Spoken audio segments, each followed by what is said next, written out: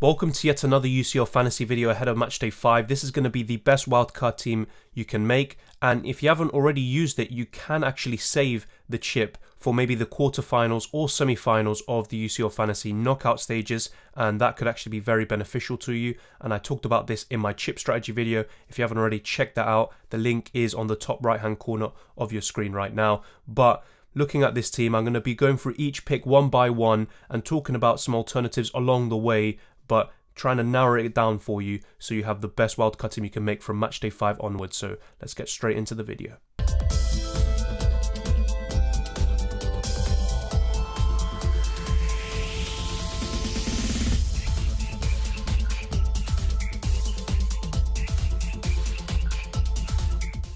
So let's start with the goalkeepers, which doesn't tend to be the most important position in these fantasy games, but still very important nonetheless. And looking across the board, you can go for a premium like Manuel Neuer, Thibaut Courtois or Edouard Mendy, but you could also consider maybe going for some of the cheaper options. So we're actually going to go with this Lille goalkeeper, and I actually mentioned him in my last best wildcard team video, I believe, and he hasn't been that impressive. He's gotten 2 1-pointers along the way, but 6 points and 8 points in match days 1 and 3 respectively isn't the worst return, and I think there could be 1 clean sheet in the remaining 2 games. Salzburg isn't actually an easy game to keep a clean sheet in, but still possible nonetheless, especially at home, and Wolfsburg away, not the easiest fixture, but still probably a bit more likely to keep a clean sheet there than the Salzburg game, but still very possible for him to get 1 clean sheet. And if you have this rotating goalkeeper pair, you could actually, theoretically anyway, have 2 clean sheets in 2 match days depending on what happens. But remember,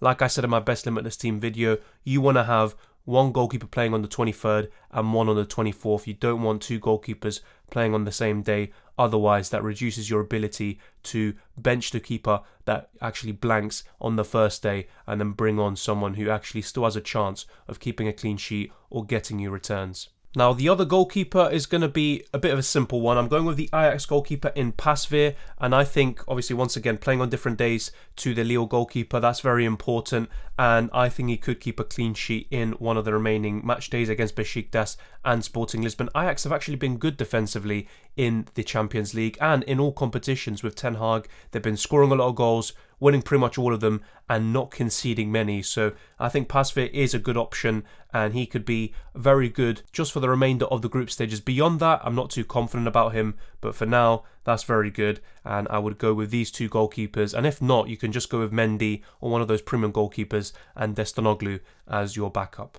So on my wildcard, I invested a lot of money on my defence, and this time round, I think it's best to spend a little bit less in this department, but still, very important position. And remember, with the ball recovery points, that increases the appeal of a lot of these assets that maybe in FPL, for example, they won't be as good in. So I know Joao Cancelo has a really tough fixture, but you could actually go for him. But because those 2 fixtures are so tough and you could find value elsewhere with ball recoveries and other avenues, I probably wouldn't go for him on a wild card. But I still would go with a Chelsea defender. They still have something to play for. And I would go with probably the most nailed one of the lot. I'd go for Antonio Rudiger. You could go for Christensen or Azpilicueta, who might offer you better value for money when they actually start. The problem with that is that sometimes they could be benched. I know in the Champions League they've both been playing every single game so far, but that could change heading into the last 2 match days of the season. You can pick any one of those 3 and you'll be fine. And you can still go for Reece James or Ben Chilwell, but I think they don't offer you as many ball recoveries. But of course, if they do score or assist,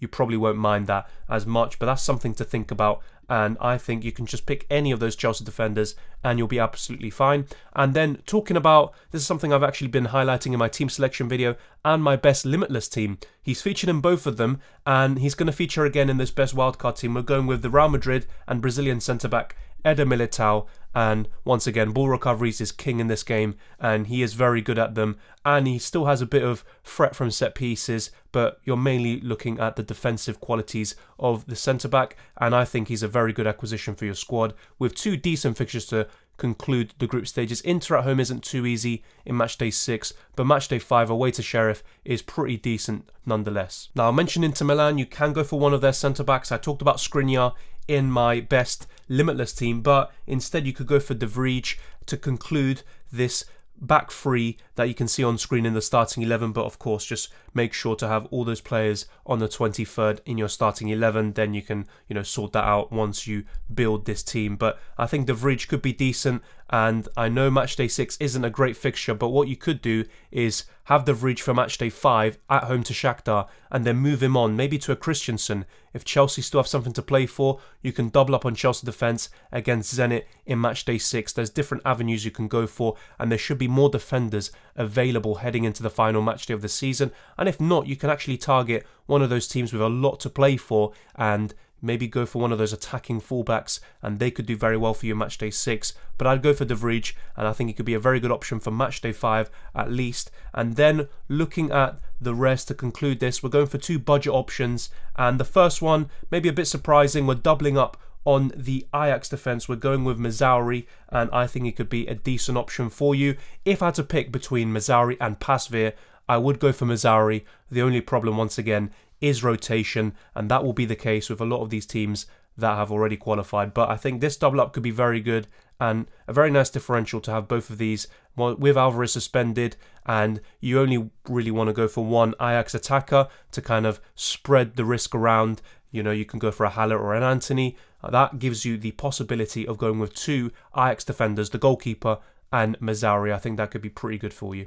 Now we're looking at the defenders, very cheap, from 4 to 4.5 million. Now you could go for Woba, who scored a free kick, and obviously a very big return in Matchday 4. I know a lot of you actually had him, so fair play on that. Only 2% ownership, regardless of how many people I saw that had him. But I'm actually going to be looking at his teammate, Ongueni, and I mentioned him before. It's just because I think his points are more sustainable. He can get those ball recoveries, and he can get you 4-5 points, maybe even more at times. And the fixtures aren't great. He's only owned by 1% of the game, but in only 3 match days he's recovered 22. You know what? And I think in the remaining 2 match days he can do the same thing and just offer you that comfort zone and that safety net of points. And as a budget defender, you can't really ask for much more. So we're going to go with him, and I think he is probably the pick of the bunch. If there's anyone else you think you should go for a really cheap price, let me know down in the comment section below. And if you enjoy this video, smash the like button as always. But that completes the defense. We're pretty much done with it. It doesn't look as strong maybe as the wildcard team that I made in Matchday 3 or Matchday 4, but we're kind of deviating away a little bit from the defense and focusing more on the midfield and attack. So let's not beat around the bush and let's not waste too much time, because I've talked about them in my team selection and in my best limitless team. Leroy Sané for me, still a must. I know there could be rotation there, but if he does start, he is in for some very hefty points. And the same goes for Mohamed Salah. So let's not actually waste too much time talking about them. I would still have them in the best wildcard team right now. Obviously, rotation is the big concern with them, but otherwise, very good assets and 2 of the best midfielders you can own. And that's evidenced by the underlying stats and the amount of points they've accumulated. So now we have 2 spots left in our midfield, and I talked about him in my best limitless team. He has a very good fixture in Matchday 5 on paper at least. Nkunku, I would go for him. I think he could be very good, and even at home to Man City, I mean, he scored a hat-trick against them at the Etihad. He could do the same thing. Maybe not that likely that he's going to repeat it, but he can score or maybe get an assist against the Citizens, so it's possible. But even then, you can just have him for Matchday 5, then move him on in Matchday 6. But I think that fixture is worth targeting, and on a wildcard, you're still allowed to sometimes just target one fixture and the immediate short term and then move them on, because either way, a wildcard from now on is just 2 match days left, so you are able to do these sort of things. So I would go for Nkunku. And the other midfielder, I know Danjuma has been very impressive and I got him on my wildcard in Matchday 3, but I would go with Jorginho on penalties, and very, very good ever since I got rid of him, unfortunately. 18 points in Matchday 3 and 7 in Matchday 4. He's back to getting those ball recovery points as before. He's getting man of the match as well, so he's looking very impressive for Chelsea, Jorginho, and he's getting more assists this season, I believe. At least he always tends to get these amazing assists. I remember one he did against Watford a few years back, I think it was last season, and he can continue to do that, to be honest. But with him, you're mainly looking at ball recoveries and the occasional penalty that he scores. So a very good option nonetheless, and I would go with him. Now, to conclude our midfield, you can go for Okafor, Barrios, and all of these other assets around that price. But I actually am going to go with this guy. We're going to go with Seawold, and he's been very impressive. If we actually look at his points, so Matchday 1 he blanked, but 4 points in matchday 2, 7 in matchday 3, and 6 in matchday 4. Very consistent.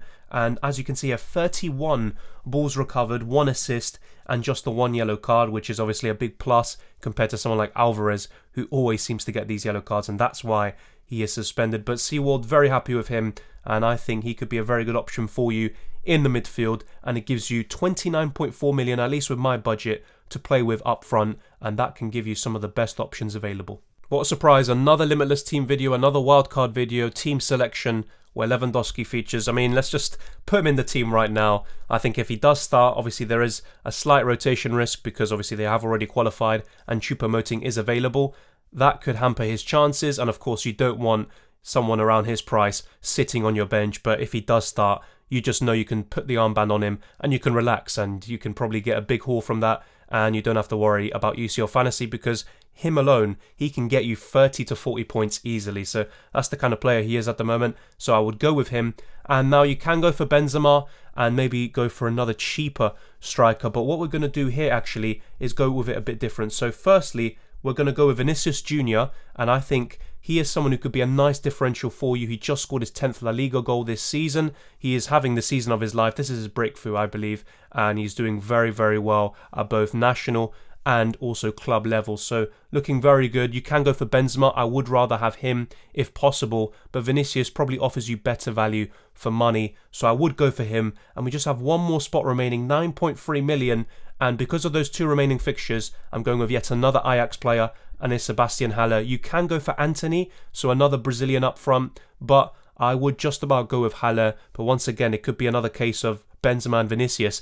Antony could actually offer you better value for money, so it's up to you what you want to do there. So if you do go for Antony, for example, instead of Haller, that gives you plenty of money in the bank to maybe upgrade one of your midfielders like Seawald or Jorginho. It's up to you what you do with the money. Also one of the defenders maybe, if you're not too happy with it, and also the goalkeeper. So it's up to you how you want to play about it. You can just go for one of their partners in crime in Karim Benzema or Antony in this case, but still, I would cover these 2 teams offensively, Real Madrid and Ajax, and I think they could end this very strongly. And of course, Real Madrid are on the brink of qualifying. Ajax already have, so take these into account. Rotation can be rife, and of course it's very difficult to predict which teams are going to rotate, and if so, which players are going to be on the bench as a result. But thank you very much for watching. If you enjoyed this video or found it useful, smash the like button and subscribe if you're new. Thank you very much to everyone, all the channel members, everyone who's sending super chats, and all the comments in general, liking the video, sharing it with people that they know. It's very much appreciated. Good luck with Matchday 5, and hopefully another green arrow for us all. And it's looking very tight at the moment in UCL Fantasy, and not much is separating the top echelons of this game. And to be honest, UCL Fantasy has been very good this year, at least for me from a personal point of view. That could change very easily, as I talked about in my team selection video. If you haven't already checked that out, the link is on the screen right now. Thank you very much to everyone. Good luck, and I'll see you next time.